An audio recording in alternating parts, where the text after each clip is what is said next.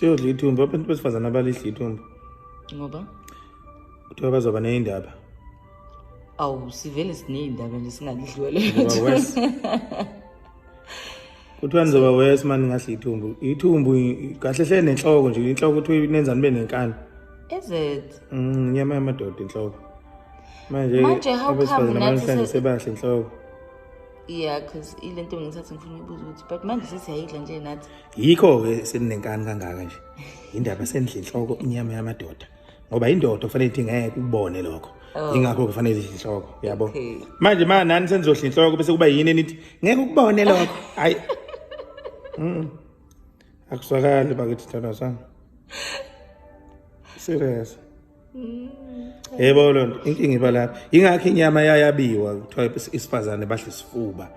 Njalo njalo yabo ngoba. Why indaba thina sidla isifuba? Ingoba nasi indaba ezinkulu zemndeni okufanele nivalele kunina ngaphakathi.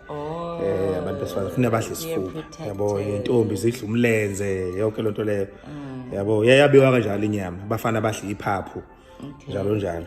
So iphaphu lina alinikhozeli izinkinga like ifana nokuthi ngoba kuthiwa thina sidla. Iphaphu lokho kuyinyama yabafana imbi leyo nyama leyo. Kwakukhuthaza abafana bakhule babe amadoda ukuze badle inyama emnandi ngelinye ilanga. Imbi, I've tasted it before. Ayikho mnandi le nyama leyana. Imbi kakhulu awuyiphaphu. Umbhedo. Isponge nje kahle hle. Ngisathi ngiyasho ukuthi ngathi udla isponge. Angithi vele phela la uma uphefumula umoya uhlala khona. Yeah. Ilapho umoya oklineka khona lapha emaphashini. Ngiyazi kuzobuya ukuthi I love I'm bloated. Ndambama. Yes. Hey kanti lutho ke Nkosi yami ngishaya ngomunye ushoni these days. Mchtshatha.